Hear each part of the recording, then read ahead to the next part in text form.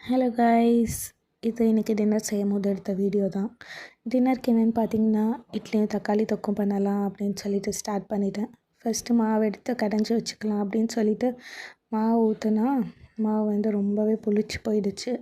இல்லை இட்லி வருமா என்னன்னு கூட தெரியல, பிகாஸ் ரொம்பவே தண்ணியாக இருந்துச்சு. சரி பார்க்கலாம் அப்படின்னு சொல்லிட்டு ஊற்றி நல்லா கடைஞ்சி ஒரு ஓரமாக வச்சுக்கிட்டேன் உப்பு போட்டு. சரி அடுத்து நம்ம தக்காளி தொக்கு பண்ண ஸ்டார்ட் பண்ணலான்னு சொல்லிட்டு வெங்காயம், தக்காளி, உருளைக்கிழங்கு எல்லாமே நறுக்கி ஒரு ஓரமாக வச்சுக்கிட்டேன். இது செய்கிறது ரொம்பவே ஈஸி தான்.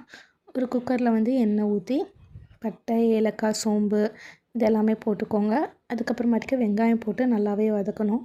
நல்லா கொஞ்சம் ப்ரௌன் ஆகிற வரைக்கும் வதக்கிக்கோங்க. அதுக்கப்புறமாட்டிக்கு தக்காளி போட்டு நல்லா மைய வதக்கிக்கோங்க. அதுக்கப்புறமாட்டிக்கு பூண்டு, உருளைக்கிழங்கு, அப்புறம் பிரிஞ்சால் வந்து ஆப்ஷனல் தான். நான் பிரிஞ்சாலையே போட்டேன் அப்படின்னா அது வந்து கொஞ்சம் நல்லாயிருக்கும். அது வந்து ஒரு கடையல் மாதிரி இருக்கும் நல்லா மைய வந்ததுக்கப்புறமாட்டிக்கு. அதனால் நான் அது போட்டுக்கிட்டேன். அதுக்கப்புறமாட்டிக்கு மஞ்சத்தூள், மிளகாத்தூள், கரம் மசாலா எல்லாமே போட்டு நல்லா வதக்கிட்டு நான் ஒரு பேஸ்ட் மட்டும் ஆட் பண்ணேன். கோகோனட், முந்திரி, கசகசா போட்டு ஒரு பேஸ்ட்டு. அது வந்து கொஞ்சம் திக்னஸ் கொடுக்கும் அப்படின்றதுக்காக நான் போட்டுக்கிட்டேன். அதுக்கப்புறம் கடைசியாக கொத்தமல்லி போட்டு ஒரு 5 விசில் வர வரைக்கும் மூடி இறக்கிக்கோங்க. ரொம்பவே சூப்பராக இருக்கும். இது வந்து நீங்கள் இட்லி, பூரி, தோசை, பரோட்டா எது கூட வேணாலும் மேட்ச் பண்ணலாம். அதுக்கப்புறமாட்டிக்கு இட்லி ஊற்றி வச்சிட்டோம். இட்லி வந்து ரொம்பவே தின்னாக இருந்துச்சு கடை மாவுனால். அதுக்கப்புறமாட்டிக்கு எப்படியோ இட்லி அப்புறம் கொஞ்சம் தோசை வச்சு மேட்ச் பண்ணி நைட்டுக்கான டின்னர் சாப்பிட்டு முடிச்சாச்சு. Bye guys.